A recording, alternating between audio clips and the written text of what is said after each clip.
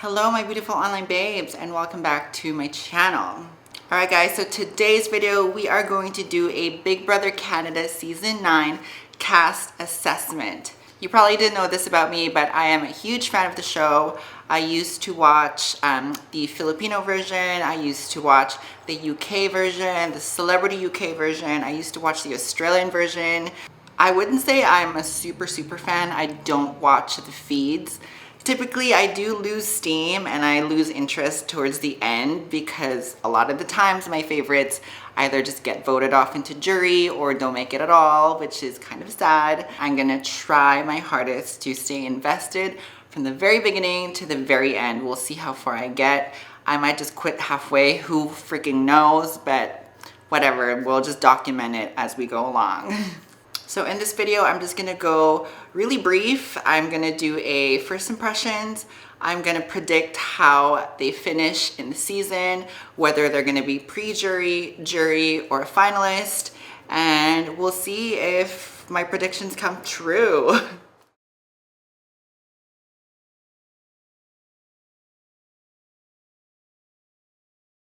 Okay guys, so first contestant, we have Austin. Her bio says she's brains and beauty, she's a BB Can super fan, and she is gonna take out the competition with her knowledge of the game and flirtatious strategy. She looks stunning, first of all. I'm like gobsmacked at how beautiful this girl is. She also seems really sweet. That being said, she's so young, she's 23, and she did say in her bio that her dad was pretty strict. She has never had a boyfriend, so she might feel like a fish out of water maybe in this environment with some boys flirting her up. I don't know, who knows? This is just assumptions, but she might pull it out in competitions. As she said in her bio, she will probably kill those memory comps.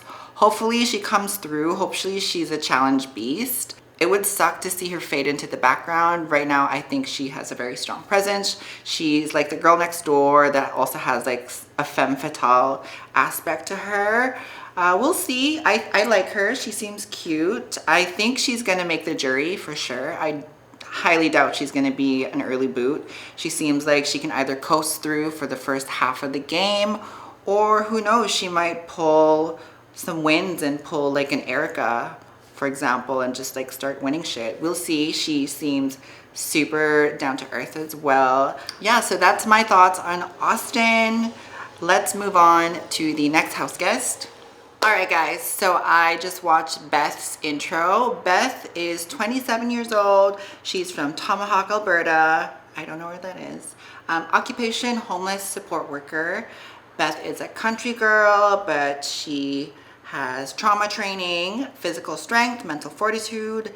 She looks super sweet. She definitely feels like she's gonna fit into that girl next door, best friend type of role on the show. She is giving me Heather vibes from BB Can 2. Yeah, I think Beth has potential to be the Heather of this season. You know, Heather was a best friend to like Neda and John. I wouldn't say she just coasted all the way through her season in BB Can 2. I think she had some strategic gameplay as well, but Beth, I think you're gonna make it to jury. Okay, let's move on to the next house guest. All right, so let's go ahead and assess Braden's bio. So he is 23 years old, from Calgary, Alberta. My friend Tyson's from Calgary. Love you, Tyson. Occupation, anthropology student. Like he said, literally, I don't even know what that is. I know Anthropology, the store, like super expensive, overpriced, cute, vintage boho shit, which is so cute, by the way. That being said, Braden is giving me Gary Levy season 1 vibes. I think Braden has a lot of depth to him, just how Gary surprised the public and had so much depth and so much like heart and fight in him.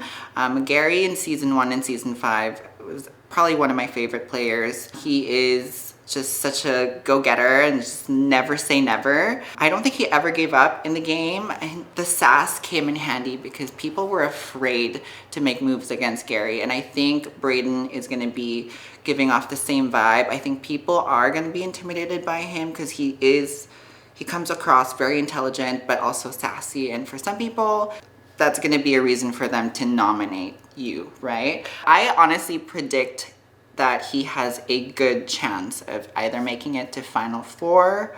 Just like Gary season 1 did, I really see potential in Braden. Otherwise, if not a Final Four finish, for sure jury. I don't see him as an early boot. I highly doubt he is going to be an early boot. I think he's going to be in the show, like, you know it. Okay, let's go ahead and see the next bio.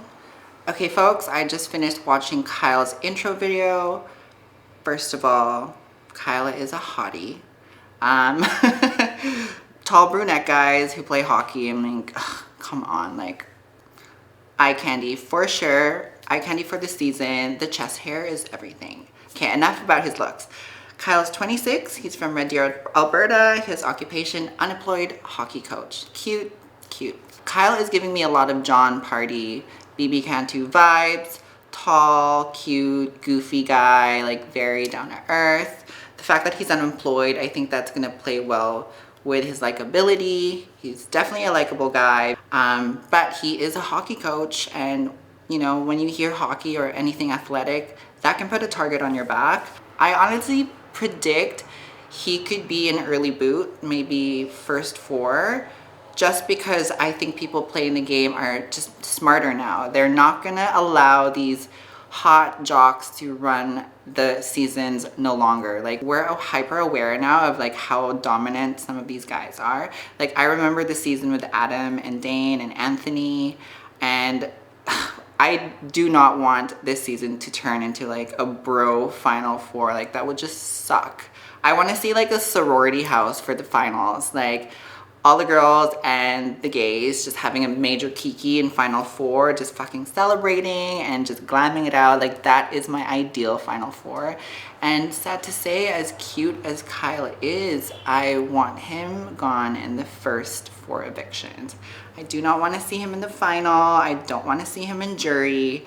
I just feel like it's time to retire the hot, tall, brunette hockey player. For the season, at least. Like, as likable as he is, he's probably gonna like melt my heart and a lot of the viewers. I can see him being in a showman. Who knows if he ends up being like bi or something on the show, like that'd be so cute. There's been seasons in the UK where like super jockey guys flirt with the gay and the LGBT members, and it just opens up this whole conversation about gender and sexuality. Hopefully that happens on this season. Hopefully they put emphasis on important conversations like being open to other walks of life, other sorts of relationships. I think that would be a cool dynamic for this season, and hopefully it opens up a lot of Canadians' minds. I think what's happening in Big Brother US is it's so stagnant. It's the same conversations every season. It's the same bullying. It's the same shit. Hope, Kyle, you're super cute, but I don't want you to make it far. Sorry. Ooh. Okay, next. All right. So, Jensen. Judson is another mega babe, very good looking guy, very tall, 6'3", the height we all deserve and that we know we deserve. Anyways, so Judson is 25 from Aurora, Ontario. He's a personal trainer. Guys, red flag, if you're in the house and you read personal trainer, you should know to not let this kid get too far, because guys that are tall and athletic are dangers to your game in Big Brother. He has the recipe to make it far in a game like Big Brother, even Survivor. Actually, I don't know. Survivor is a different game. But he has the recipe to make it far. He reminds me of like a mix of all the pretty boys in the Pretty Boy Alliance from Big Brother 7. Was it 7? Yeah, I think. He's like a mix of Dane, Anthony, and Adam all in one. So if I was a player in this season, I would be careful. Like, he is very charming. I would probably, truthfully, maybe have him in my alliance, and I would probably like puppy dog follow him around for the first half of the season. I think he's gonna avoid early boot. I highly doubt. He's too charming.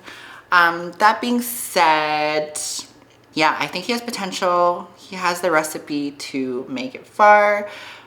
But I think at some point he might get betrayed by an alliance member. He seems like the type that would put a lot of trust in someone in the game because he's just like very well-spoken and like down to earth. He might put a lot of trust in someone, and that person might just be more ruthless than he is and just cut him. If left unchecked, this kid might make it far. Okay, let's move on. Okay, so I just watched Josh's intro. First impressions, I was like, this guy's kind of cute, kind of mysterious, giving me a little bit of Heath Ledger, a little bit of like bad boy vibes. He's 30, he's from New West, BC. Oh my God, he's from my province. Ugh. He really seems like he's the type that's just gonna dish his opinion because he has an opinion. And I'm not gonna lie, the fact that he said Elon Musk put a bad taste in my mouth instantly and automatically. I wouldn't be surprised if he is one of the 4 early boots. I just see him like pissing someone off in the house very early on. He seems very opinionated. Keep in mind too, like he's a Caucasian man that has a lot of opinions. How do we feel about Caucasian men with a lot of opinions? They like to be heard, they like to overshare, and I'm not gonna lie, in a very diverse cast, this kid can rub a lot of people off the wrong freaking way. I'm just gonna put that out there already. I think early boot. That's just my opinion. Let's move on to the next person. All right, guys, YouTube community, Julie Vu. Julie Vu is an icon. If you don't know who Julie Vu is, you've been living under a rock.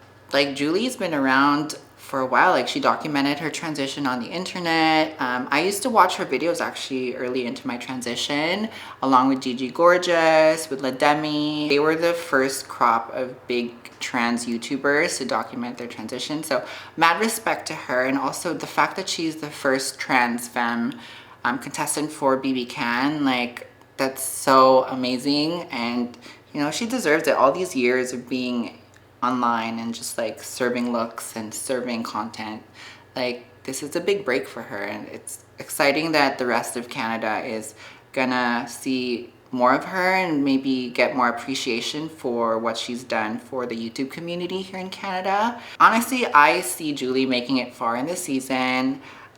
People will underestimate her because she's beautiful and she's glamorous, and typically people tend to do that, but what they don't understand is trans women are fucking savage and ruthless, and we will fight to the death to get what we need and what we want.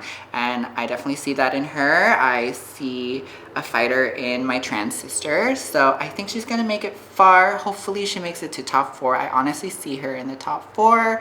Otherwise, jury for sure. She's definitely gonna be an icon of the season. She already has a huge following.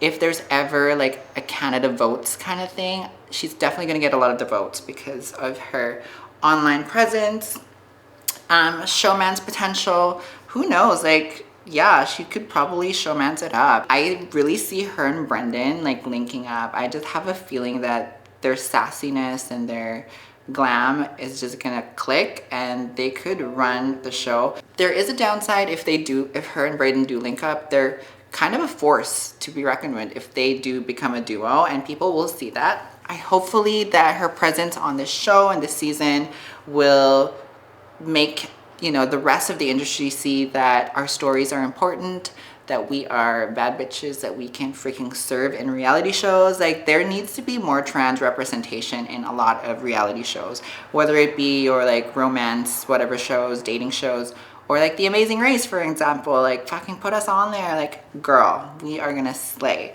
So, I'm so happy for her, honestly, and I'm so happy that a lot of Canadian kids and teens can have someone to look up to. I think it's so important, and yeah, super happy that she's on. I hope she makes the final. I think she can make the final, fingers crossed, but predictions, maybe jury, finalist, we'll see.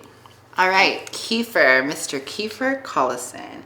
I think his bio kind of gives it away. He is gonna coast through the first half of this game.